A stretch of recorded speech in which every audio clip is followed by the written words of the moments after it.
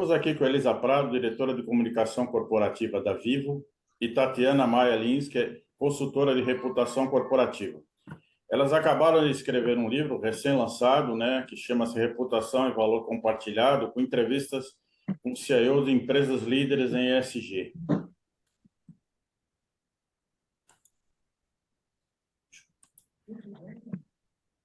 Vou começar aqui. Elisa, Tatiana, como é que foi qual foi o objetivo de escrever esse livro, né? O nome é Reputação e Valor Compartilhado, como conversar com o CEO das empresas líderes em ESG. Quais foram o motivo que vocês escreveram esse livro? Qual foi a iniciativa que vocês tiveram para criar essa ideia e realizar essa ideia também? Então, Claudinei, eu vou contar um pouquinho, cada uma tem a Por favor, sua colocar história. o livro aqui para o pessoal conhecer. Ó. Legal, mas cada um tem a sua história, né? Então, eu vou, primeiro, agradecer o interesse dessa entrevista. Muito, muito bom falar sobre esse tema com vocês e com o nosso setor, né?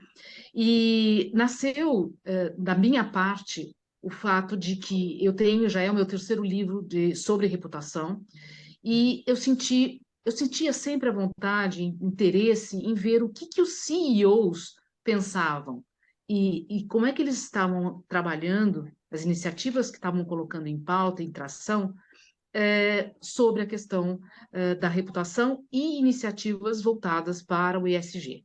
Então, a ideia partiu já desde o meu primeiro livro que eu queria fazer essas conversas com CEOs, né? Porque no final das contas, a gente entende que é um líder que puxa a iniciativa, né? Quando você tem um líder engajado, ele faz com que as coisas aconteçam dentro da empresa. Então, essa ideia partiu disso, de entender, de ver o que estava sendo feito, quais eram os desafios, quais eram as dores, e colocar isso tudo dentro de um livro para que pudesse inspirar outros CEOs, outros executivos, professores da área de comunicação e executivos também. Partiu dessa ideia minha, e aí a Tati também tem a história dela para contar. Ah, sim. Eu já tinha uma revista, que é a Revista da Reputação, e a gente já falava sobre reputação já desde 2016.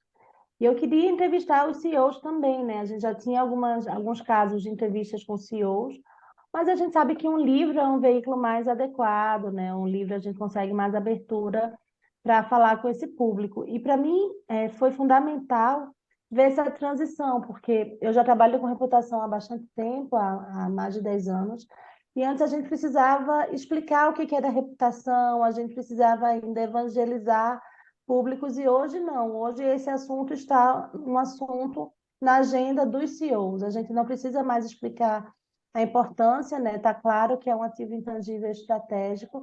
E eu escutei isso da boca de um CEO no último evento que eu participei antes da pandemia.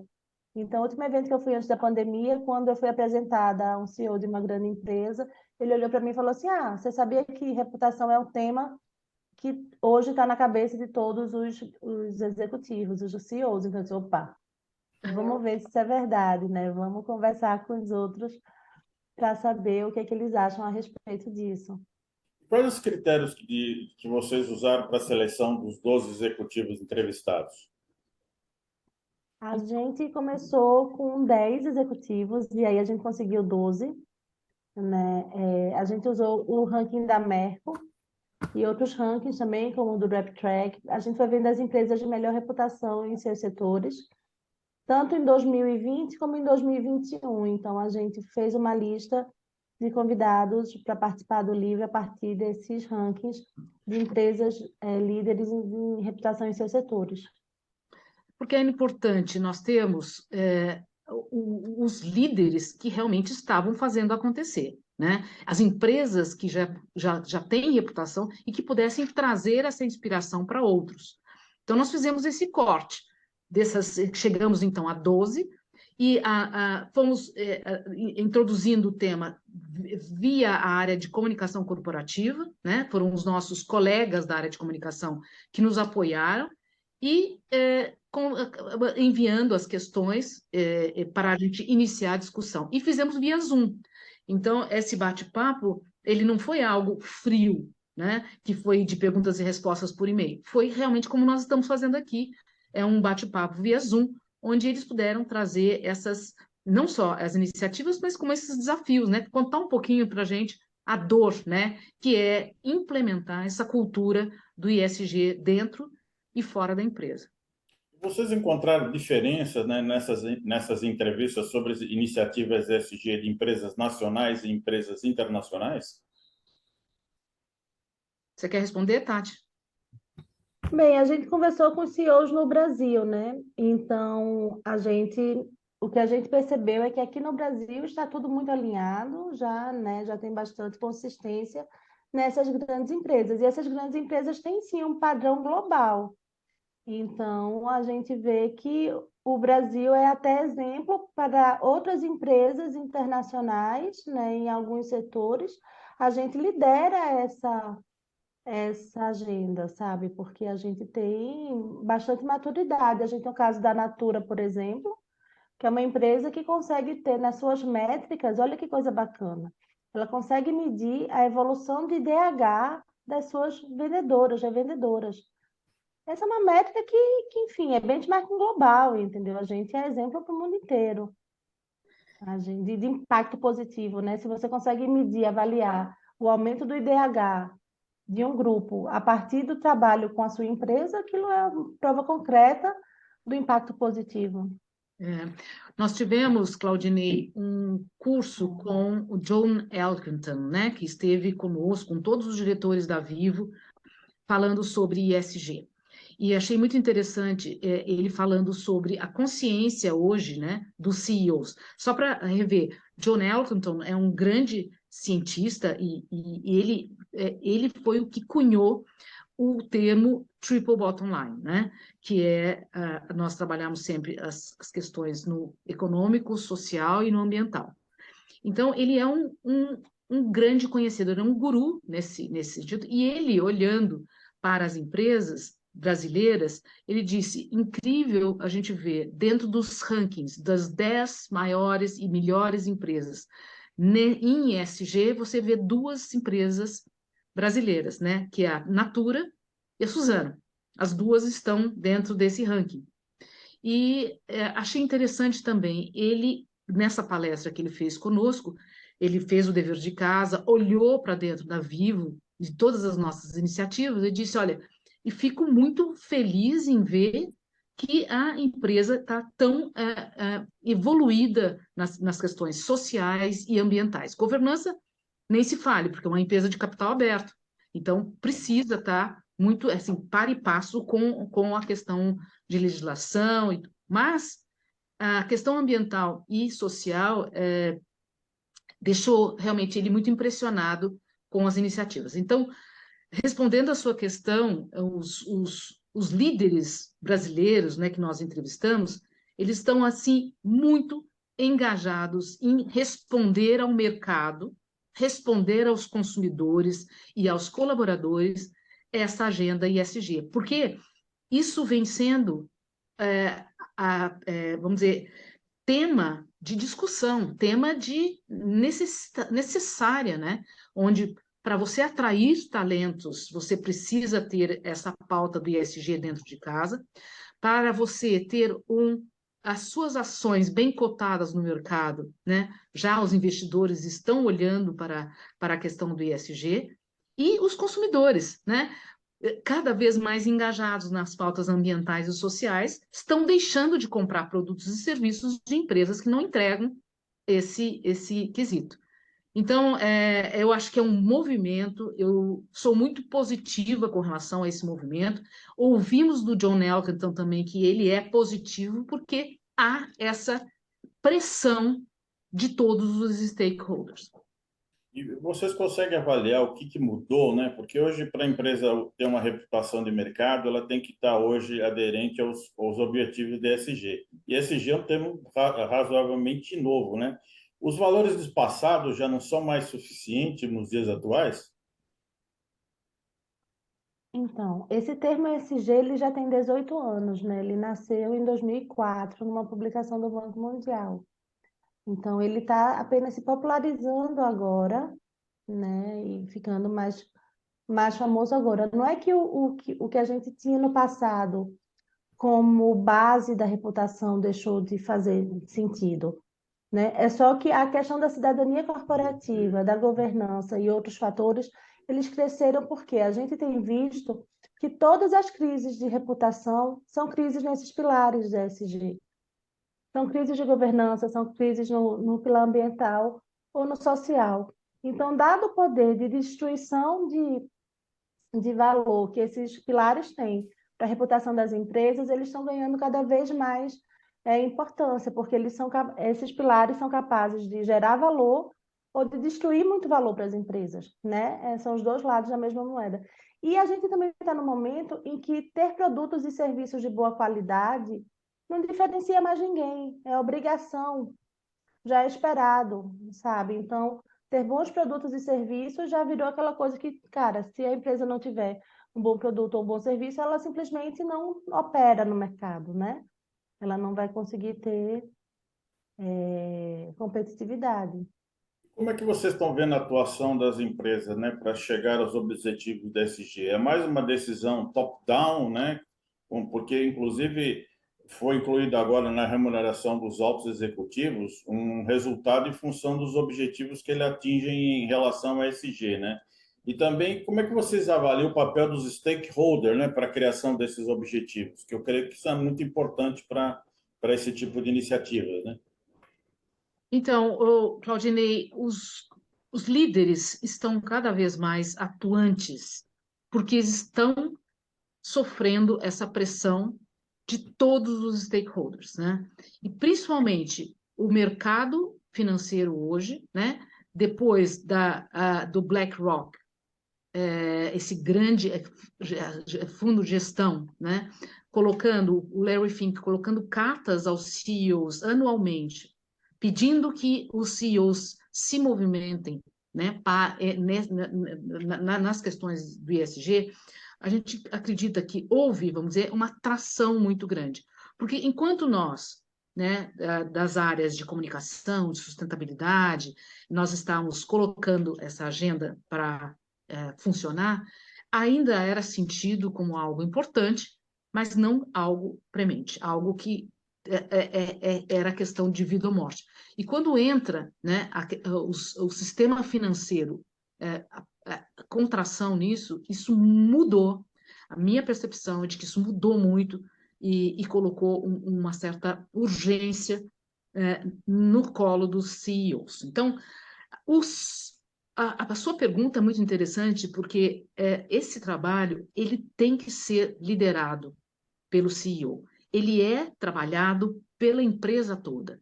Eu costumo dizer, do porteiro ao presidente. Essa agenda tem que estar engajada por todos, né? Tem que ter uma cultura voltada para isso. Porém, se você não tem um líder que coloque esse tema na pauta, ele não vai em frente, né? Ele não tem evolução. Então, é importantíssimo o CEO liderar esse processo. Em relação a isso, até vocês citaram no livro, né, uma frase da presidente do Conselho da Magalu, a Luísa Helena Trajano, que diz que você é do tamanho que você compartilha, né? Tendo em vista que todos são responsáveis por alguma parte dentro desse ecossistema da organização, até como você falou, né, do porteiro ao presidente. Como é, na opinião de vocês, o desafio de criar uma cultura de compartilhamento numa organização para atingir os objetivos do SG? É uma cultura ganha-ganha, né? Então a gente tem que ter uma visão de que, olha, a gente pode fazer negócios, a gente precisa ser lucrativo para que a empresa continue, mas ela precisa gerar valor para todos, não apenas o valor financeiro para o acionista, porque no final das contas aquilo é só um dos aspectos, né? A gente tem que ver a empresa de uma forma mais ampla, porque o lucro financeiro ali ele é só o tangível, ele é só o que aparece num balanço, mas a gente vive uma era em que os intangíveis têm cada vez mais peso, até mesmo para o valor do mercado, para a valorização do mercado das companhias. Então, como que a gente faz isso? Isso daí é realmente uma questão de diálogo, de engajamento, que a gente precisa mostrar que a gente é parte de um ecossistema. Então, até aquele mapa de stakeholders que a gente tinha antes, em que a empresa estava no meio e que todos os outros orbitavam ao redor da empresa, aquilo já muda. Ela é parte de um ecossistema em que está todo mundo ali, né? Então, eu acho essa frase da Luísa fantástica. A gente até pensou em algum momento em colocar ela como nome do livro, né? Assim, a gente foi uma das opções que a gente cogitou como título do livro, aquilo que você compartilha, né, e tal, nessa, enfim, como uma explicação do que a gente estava falando, porque é isso, quanto mais a gente compartilha, mais a gente cresce, porque a gente vai engajando todo mundo, vai criando confiança. E é tão importante nos tempos que a gente vive ter essa confiança. Voltando à pergunta lá da liderança, né? Se a liderança não estiver engajada, não estiver liderando essa pauta, não vai ter confiança. A gente não vai conseguir caminhar, né? Não vai conseguir avançar. As reuniões não vão ser marcadas, não vai ter budget para nada. Entende? Não anda. Exato. Bom, outro ponto importante, né, que é dentro do SG, o social, né, o social ganhou muita importância, né? Qual que é a importância, qual é a percepção que vocês tiveram na estratégia das empresas entrevistadas em atender os requisitos de diversidade, equidade, inclusão, filantropia corporativa, engajamento, experiência dos funcionários, entre outros assuntos ligados ao social? Olha, é importante a gente contar um pouquinho dessa experiência. A questão do social, né? Aqui no Brasil, pelas entrevistas que nós fizemos, ela é tão importante quanto o ambiental. A questão da diversidade tem sido tratada com muita seriedade por essas empresas, né? Essas empresas que possuem a maior reputação no Brasil e que têm realmente são vistas como empresas que têm melhores índices no ESG, o que acontece? Elas estão voltadas para a questão da diversidade, né?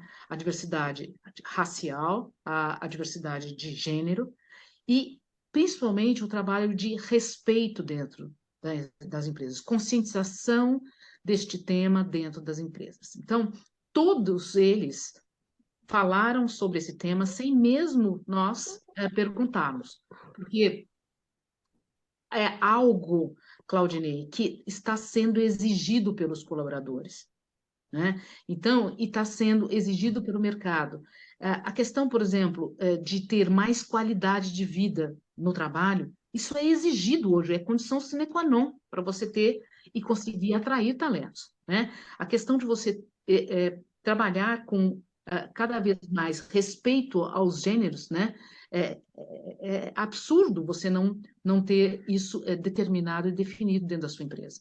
Então, cada uma dessas empresas estavam, então, nos contando essas experiências, essas iniciativas, e para nós foi uma surpresa muito importante, muito grata, ver que essa pauta está muito adiantada em todas essas empresas. Eu ia comentar exatamente isso, né? Que não só os executivos falaram de forma completamente espontânea sobre diversidade, sobre as questões sociais, como eles falaram em algumas situações, eles estavam ali admitindo uma necessidade de mudança cultural nas empresas onde eles atuam para que aquele ambiente mais diverso fosse realmente fomentado. Então, eles falam sobre consultores que eles trouxeram para a empresa para ajudar no processo. Eles falam, né, Lisa, assim, sobre essa questão do letramento. É muito bacana ver isso. E essa questão social, ela é, sem dúvida, o S no Brasil ele é muito forte, né? Enquanto lá fora as pessoas falam no ISD, né, no ESG, como é sendo o principal, eu acho que aqui no Brasil, um país com tantas desigualdades, o nosso S ele acaba sendo mais forte, porque até as empresas que estão ainda numa vibe meio negacionistas do ambiental, elas apostam também que é preciso ter questões sociais, né? Ter algum compartilhamento e alguma questão de financiamento para as questões sociais, ainda que como caridade. É, Então, o nosso S é bem forte. E na entrevista com esses executivos, aí no trabalho que vocês desenvolveram, vocês identificaram que os CEOs entrevistados estão conseguindo desenvolver os negócios levando em consideração esses princípios do ESG? Porque os objetivos da ODS, né, que como até vocês falaram, já foi criado desde 2015, ela prevê que as pessoas saibam conduzir os negócios ligados às iniciativas do ESG para construir um planeta mais sustentável, né, para ajudar a sociedade a evoluir em direção a uma sociedade mais justa e equilibrada, né? Até como a Tatiana falou, aí tem alguns negacionistas ainda no meio, né? É. A gente vê sim, a gente vê já que negócios são feitos com essa base, né, de compartilhamento e de um olhar para os Objetivos de Desenvolvimento Sustentável, né, que são esses ODS que você falou. Então, sim, a gente já vê negócios que são feitos do zero, já com esse intuito. A gente tem exemplo, enfim, eu falei já da Natura, mas eu vou voltar a falar da Natura e vou falar da Ambev no outro produto que é mais conhecido do público, né? Mas a Ambev tem uma água mineral que todo o lucro dela é revertido, isso já foi pensado desde o produto, né? Quando o produto estava sendo feito, como água é um tema material para a Ambev, a água mineral deles, o lucro que eles conseguem com a venda da água mineral é totalmente revertido para a questão de acesso à água das pessoas. Então, eles constroem cisternas, eles, enfim, fazem programas para que as pessoas tenham acesso à água em lugares onde não há esse acesso. Essa é uma prova de que o negócio já foi pensado com materialidade e com intencionalidade, né? A nova mentalidade. Exato. Na Natura, o caiaque, por exemplo, a embalagem do caiaque é feita a partir de plástico que é retirado do oceano. Então, isso já é uma prova concreta de dois produtos que chegam no consumidor, né, que os consumidores têm acesso bem facilmente, e de que são produtos que já foram pensados nessa lógica. É. E o interessante também, a gente vive aqui na Vivo essa experiência e desde 2015, para vocês terem uma ideia, a gente já vem trabalhando essa questão da redução de emissões, uso de energia renovável, consumo de energia. Isso 2015, já 2016, a gente já começou a trabalhar a questão da diversidade. Então, é sempre é um a gente notou, Claudinei, que as empresas não estão agora, porque é moda falar sobre CG, não, essas empresas que estão nesse patamar de reputação, elas já vêm construindo isso há algum tempo.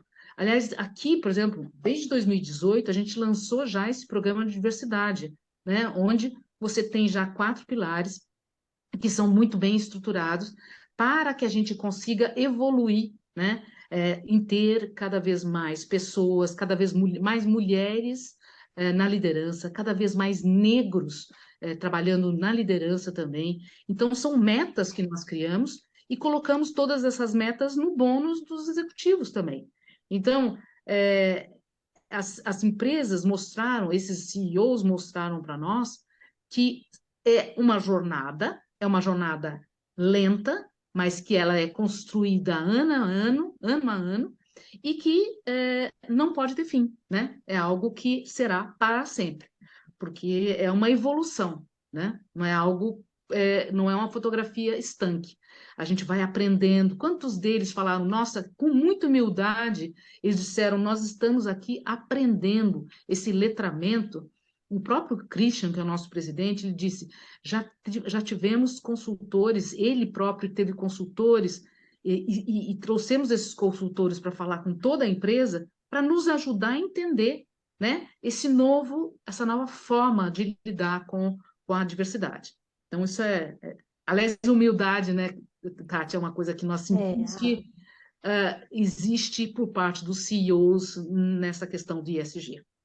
Até mesmo, e é uma coisa que vai de todos, né? A gente viu entre os mais novos e os mais velhos falando de humildade. Estava lá o novo CEO do Itaú, que é super jovem, um rapaz de 44 anos, acho, 40 e poucos anos.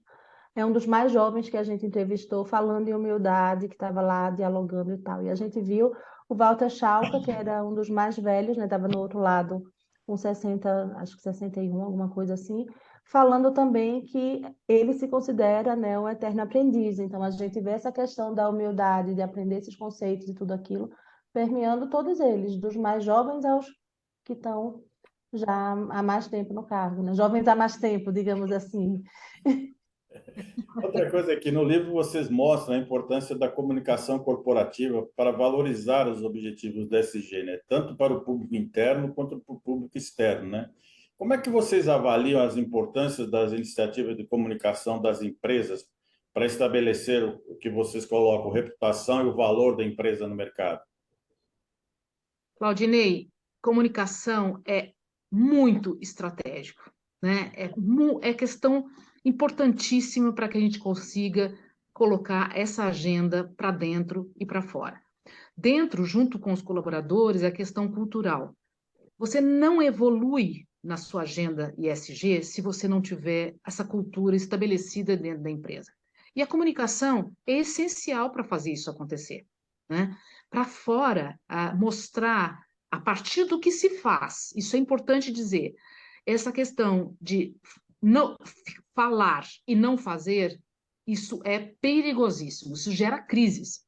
Então, o importante é começar de dentro para fora, fazer acontecer culturalmente, desenvolver, evoluir com as iniciativas. E depois também a área de comunicação contar isso para fora, porque isso traz exemplos, isso inspira outras empresas a fazerem o mesmo. Então, a comunicação aqui é central. A gente acaba trabalhando com todas as áreas da empresa, porque ESG não tem uma área somente, né, como nós dissemos, não é uma área que é dona do ESG, é a empresa inteira.